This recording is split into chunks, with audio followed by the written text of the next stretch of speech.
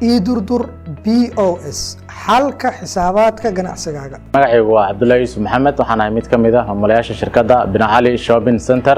waxay ka ganacsataa dhammaan qaybaha kala gedisan ee badeecooyinka sida productiga, dharka iyo shoppingka iyo wixii la mid ah.